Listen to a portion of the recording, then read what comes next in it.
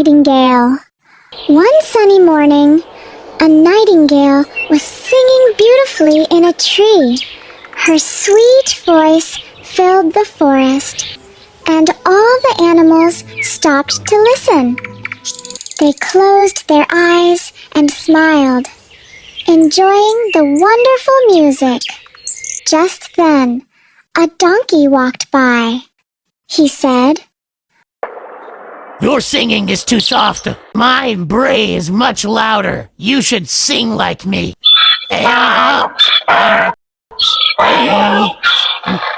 The nightingale felt sad, but tried to sing louder. However, her beautiful song became messy. An old owl saw this. He said, "Don't listen to the donkey. Everyone has their own talent.